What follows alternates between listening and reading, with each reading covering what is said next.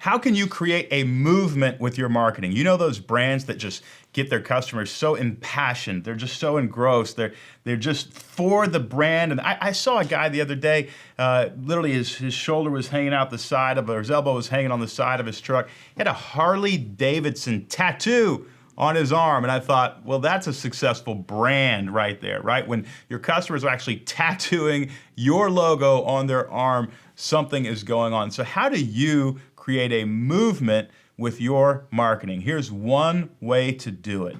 Define a villain.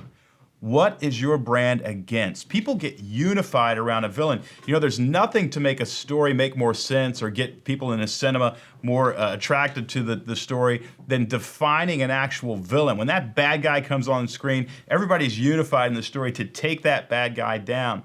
If you define a villain for your brand, you're going to create a movement out of your marketing. You want to define that villain and talk about that villain over and over. I've got a simple tip for you, and it's just a fill in the blank. Fill in the blank with this sentence. What blank is doing to our customers isn't right. What blank, that is a person, a philosophy, whatever, is doing to our customers just isn't right. Can you fill in that blank? Think about your business. What blank is doing to our customers just isn't right. It's StoryBrand, it's confusion. What confusing marketing messages are doing to our customers is costing them money, and it's not right. We can bring them clarity.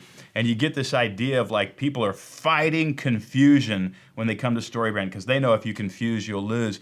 When you define that villain, and again, it can be a philosophy, it can be a person, it can be whatever. When you define it, you'll unify people, and it's a great step in terms of creating a movement. Now, make sure your villain is the root cause of the problems your customer is experiencing. Your problem and your villain are different.